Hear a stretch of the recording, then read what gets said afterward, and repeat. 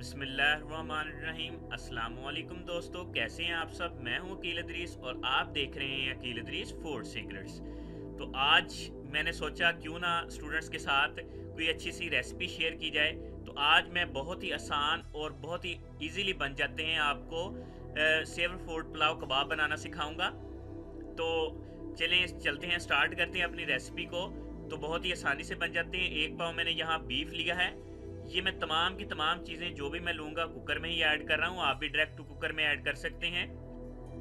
एक पाव मैं यहाँ इसमें चिकन ऐड कर रहा हूँ। तो क्वांटिटी आपने सेम रखनी है सब चीज़ों की।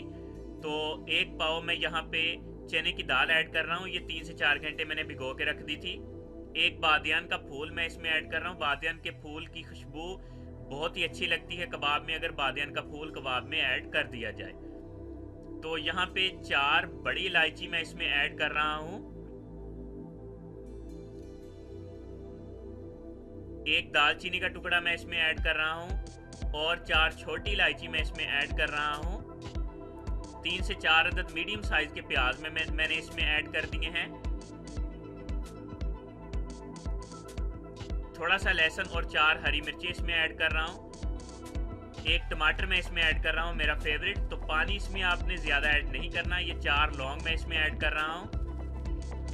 पानी आप 1.5 से 2 गिलास ही सिर्फ इसमें ऐड करेंगे तो ये अपने पानी में ही पक जाएगा। 1.5 से 2 गिलास मैंने इसमें पानी ऐड कर दिया है। अब इसमें हम मसाले ऐड करेंगे। 1 टेबलस्पून मैंने इसमें नमक ऐड किया है। 1 टेबलस्पून इसमें लाल मिर्च ऐड कर रहा हूँ।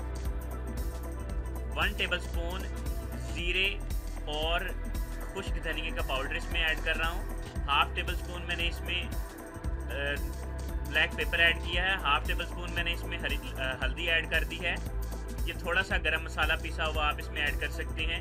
इसको मिक्स कर देंगे और कुकर को हम बंद कर देंगे और कुकर को तब तक पकाएंगे जब तक 20 मिनट तक, यानी कि सीटी बजने के बाद 20 मिनट तक कुकर को हम पकाएंगे। ये देखें बहुत अच्छे से ये पक गया है। अब हमने क्या करना है, यहाँ पे जो खड़े खड़े मसाले होंगे इसमें से वो हम निकाल देंगे और बाकी सारा जो होगा उसे अच्छी तरीके से इसी में मिक्स कर लेंगे और इसे मदनी के ज़रिए इसके अंदर अच्छे तरीके से मिक्स कर लेंगे। तो ये मैं खड़े खड़े मसाले निकाल दिए। अब मैं इसे मदनी के ज़रिए अच्छे तरीके से इसी के अंदर अच्छे तरीके से इसको मिक्स कर लूँगा। ये देखें बहुत अच्छे तरीके से ये मिक्स हो रहा है। ये बहुत अच्छे तरीके से मिक्स हो चुका है। तो अब हम इसे रख देंगे और जब ठंडा हो जाएगा तो इसे एक बाउल में यहाँ निकाल लेंगे। तो मैं इसे बाउल में यहाँ निकाल रहा हूँ।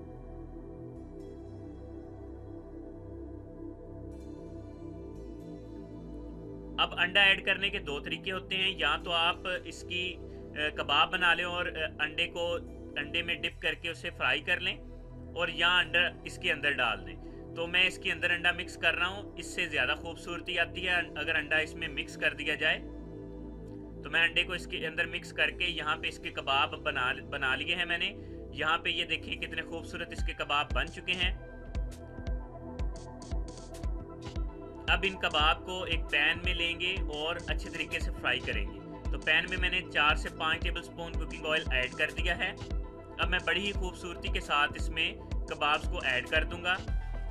तो यहाँ पे मैं इसको ऐड कर रहा हूँ।